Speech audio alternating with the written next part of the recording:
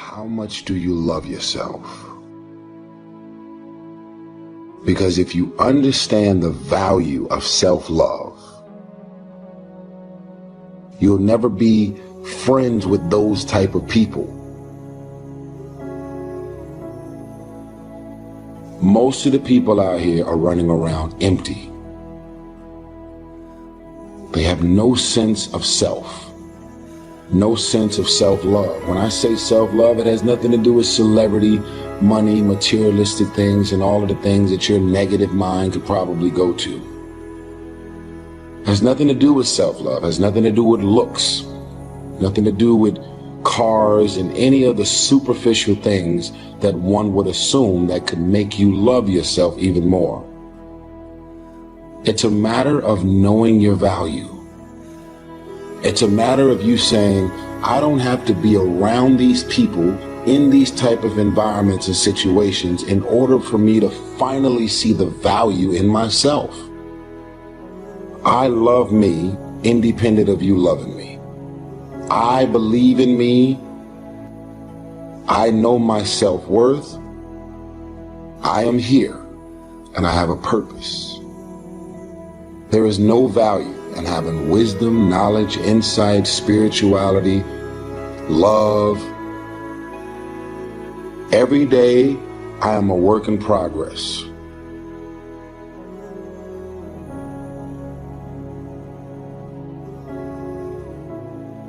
A person who can forgive nothing is a person who's totally destroyed psychologically and emotionally.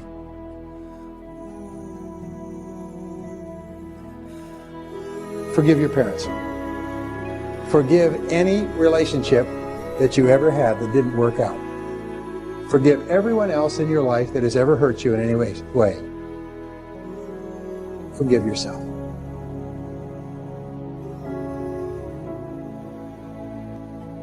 Forgiveness is giving up the hope that the past could be any different. I think for myself, and I know many of you, you think forgiving means accepting what has happened to you. Well, it is accepting that it has happened to you. Not accepting that it was okay for it to happen. It is accepting that it has happened, and now what do I do about it? Forgiving is giving up the hope, not holding on, hoping, wishing that it could have been any other way than it actually was. Giving up the hope that the past could be any different. And when I got that, I think it took me to the next level of being a better person, because I don't hold grudges for anything or any situation, and neither should you. It's letting go so that the past does not hold you prisoner, does not hold you hostage.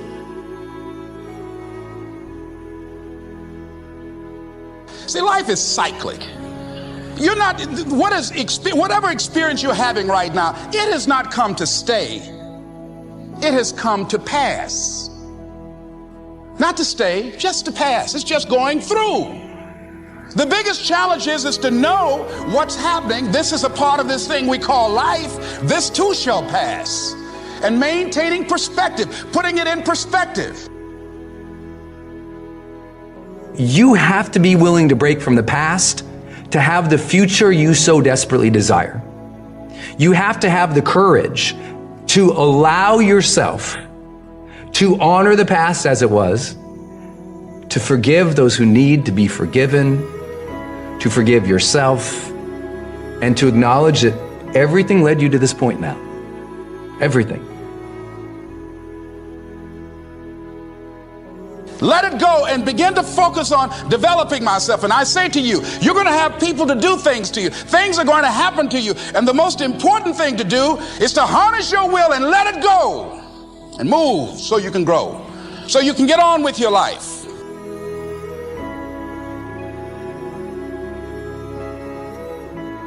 It doesn't matter about what happens to you. What matters is, what are you going to do about it? What are you going to do now, Les? But if you want to begin to move into your own personal greatness, If you want to begin to really enjoy a happy, successful, healthy life, you've got to be willing to go against the tide. You've got to be willing to harness your will. So as you're in the process of reinventing your life, write a description of the kind of person that you want to be. What are the things that you must overcome? What qualities about your personality you know that you're going to have to change because those particular characteristics are liabilities to you? What are your assets? What are your strong points? Look at and evaluating yourself to make that determination. Other thing is that in order to get out of a rut, we need some coaching. Find some trusted critics.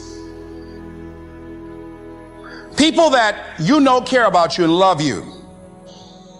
So there's some things that keeps us from growing and getting out of ruts. Number one, we identify with feedback. We take it personal when someone wants to give us some feedback on where we are falling short and tell us about our blind spots. We want to have everything being positive about us. We're not perfect.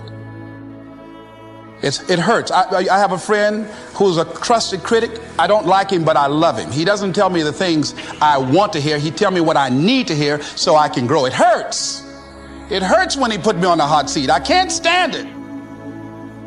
But that's the only way that I can grow. And I'm glad that he loves me enough to risk our friendship to tell me what I need to hear, not what I want to hear.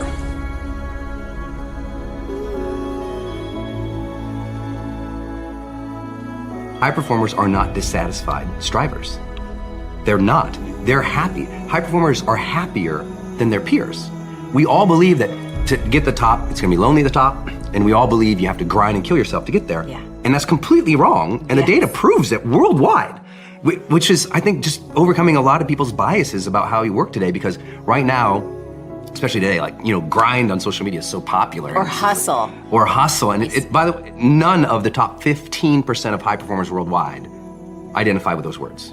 They literally don't. We asked them, we did a whole keyword analysis. Yep. This was actually pretty cool. And high performers explicitly say, these are the three driving feelings. If we said there was a high performance state, it's driven from these three things. Number one, full engagement. Yes. Number two, joy. Yes. And number three, confidence. Yes. That's what they relate with, okay? That's where it's coming from. It's a joyous journey, not a dissatisfied one. And I had this conversation in the book because I kind of maybe frame it this way. Each of these chapters opens with a vignette of somebody I worked with or a situation that I was in that demonstrated high performance. In this particular situation, I'm walking on a stage, thousands of people, after a very famous musician was out there and was telling the audience that person's secret to success, remember, thousands of people, yes. Their secret to that person, their whole speech, their secret to success was never settle. Never settle. Nothing is enough. Never settle. And never be satisfied. Never be satisfied. Always demand more.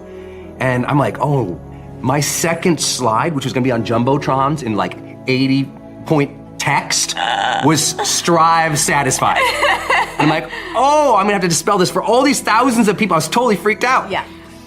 But what I had to explain to people was not only the data, but it's this. If you're never satisfied, I mean, is it true that life is precious? If it's true that life is precious, and you could be gone tomorrow, do you really want to think, you know what, I just never felt fulfilled? I never allowed myself to have a moment of credit. I never allowed myself to have a moment of peace. I never allowed myself to look at that and say, good job. That's not the way to live life. Right. I think just at a spiritual level, it's a bad move. And this book doesn't really go into a lot of that. It's more about the science and the heart stuff. But I think it's really important that people realize your job is to strive satisfied. And if you strive satisfied more often, you will be more of a high performer. And if you never give yourself credit, you're always beating up on yourself, you're always thinking that's not perfect enough, then what's gonna happen? Dissatisfied people burn out and they quit more often than satisfied strivers. So take joy in the moment, engage with what you're doing, allow credit and satisfaction and joy to come in. You can always be improving. Of course. But be improving joyfully. Yes. And if you're improving joyfully, then you're learning, you feel curious, you feel engaged, the joy is there, you'll get more confident because you're like, I'm gonna learn through this anyway, this is gonna be great. Because you know, this thing is all over social media right now, like, you know, grind, work, whatever. And I'm like, it's popular, and I see why that happens, and I see why it's catchy. It's just not scientifically valid.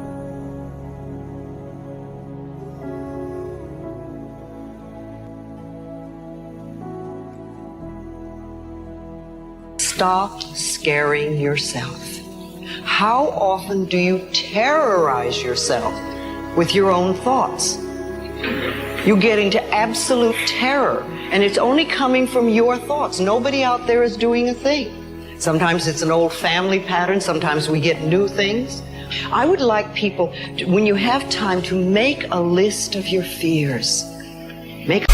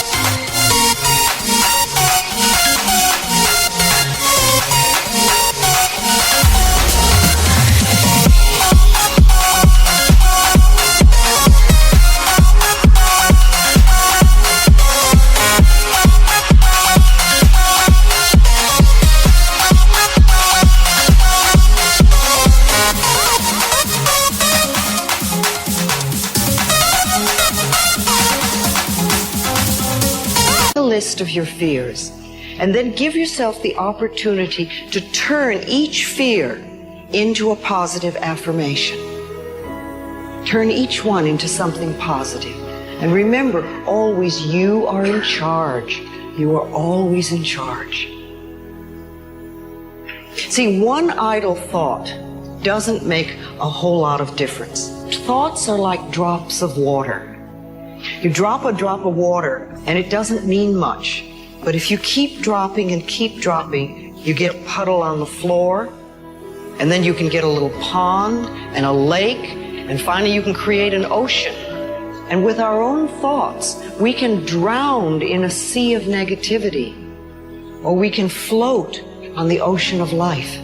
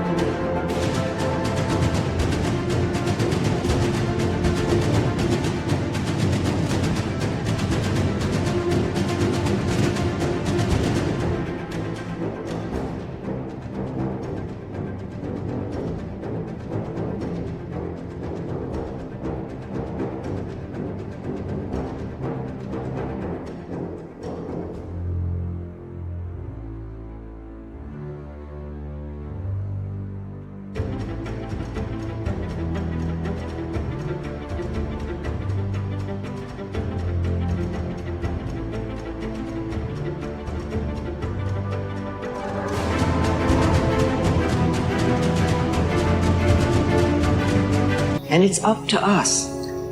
The thoughts we think accumulate. And what sort of puddles are you standing in? Or are you up to here? Or are you up to here and trying to paddle? You know, what are you doing to yourself? When we're willing to change our thinking, we can change our experiences. And it doesn't matter if you've got a big puddle of negative thoughts. You know, you can move over here and create a puddle of mindfulness, positive thoughts. You can make changes, always. So you want to turn those fear thoughts into positive affirmations. Let them work for you.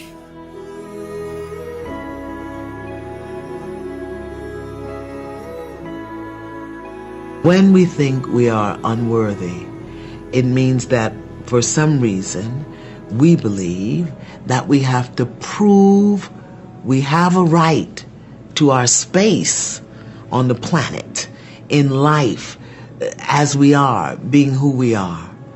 And that means that we will do all manner of wonderfulness to prove we deserve to be here. And usually, some of the common things are we overcommit, overgive, we overdo, we over-excuse, we overcompensate, and we stay in difficult, desperate, hurtful, harmful situations much longer than it is wise or productive to do so. Worth, what it is that you expect from the world in response to who you are. It's very different from value. Self-value means how you hold yourself within yourself and what you expect as a result. Now, in order to get to the worth, if you're not holding yourself within yourself as worthy, then what you expect from the world is surely gonna hurt you. This is what you're going to do. You are literally going to dump out everything that's in your head onto this piece of paper. Every concern, every worry, every to-do, everything that's bothering you, that you're thinking about. For some people especially, they're just experiencing way too much pressure.